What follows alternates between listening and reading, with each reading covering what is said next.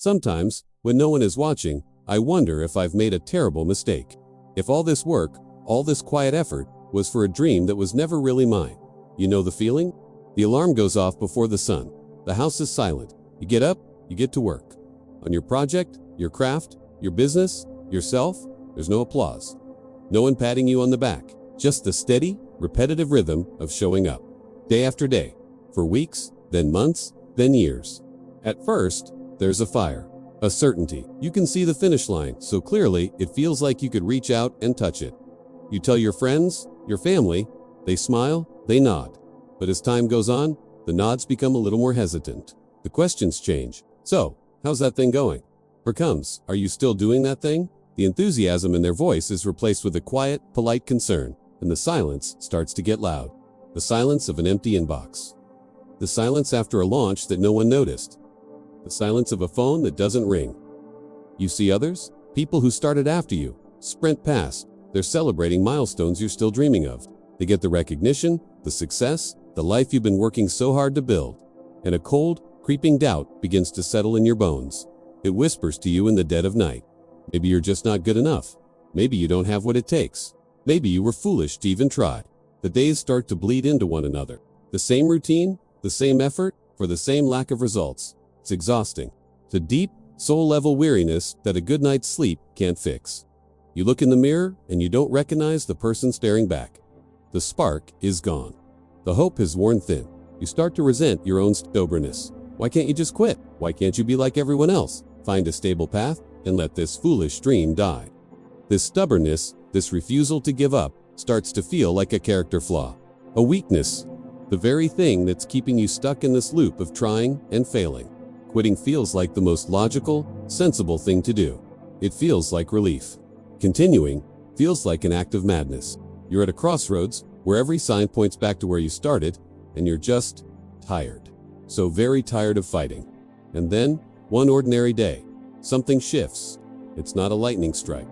It's not a dramatic movie moment. It's quieter than that. Maybe you're organizing old files and you stumble upon your first attempt, your first drawing, your first business plan, your first piece of writing, and you see how far you've come? Not in terms of external success, but in skill, in depth, in resilience. Or maybe someone, a stranger, sends you a message. One person. They tell you that your work, the work you thought no one was seeing, changed something for them. It gave them hope. It made them feel less alone. And in that quiet moment, you realize the truth. All those years you spent in the dark, you weren't failing. You were learning. All those rejections that felt like walls, they were actually course corrections, forcing you to get better, to dig deeper. Every time you fell and got back up, you weren't just being stubborn. You were building a foundation so deep and so strong that it could withstand anything. You thought you were being buried, but you were being planted. You thought you were being forgotten, but you were being forged. In the heat and the pressure of the silence, away from the noise and the distraction of applause, that stubbornness you hated, that refusal to quit, it wasn't your weakness. It was your armor being hardened. It was the core of your strength being built, layer by quiet layer. Success that comes too quickly is fragile. It's built on sand. But success that is earned in the dark, that is forged in the fire of 1,000 silent failures, that kind of success has roots.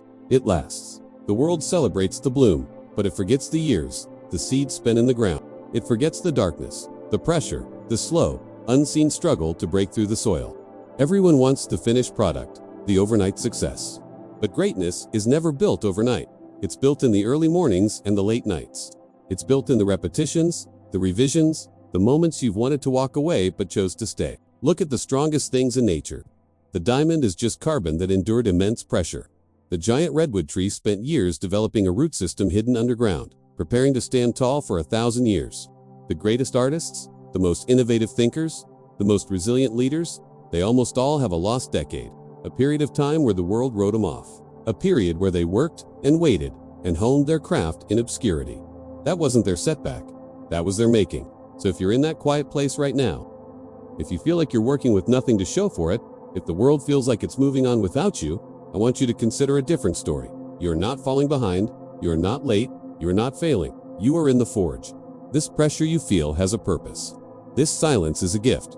This waiting is your training ground. The parts of you that you're fighting, the stubbornness, the relentless hope against all odds, that is what will make you unbreakable. You are developing a depth, a character, a resilience that those who find easy success will never know. Don't resent the process. Don't curse the silence. One day, you will look back on this time, not with regret, but with a quiet, profound gratitude. Because this is the period that made you. This is the fire that is turning you into something that cannot be broken. So keep going. Don't look for applause. Don't wait for permission. Just do the work. The silent, unseen, thankless work. Because you're not just building a dream, you're building yourself. And what are you being forged for?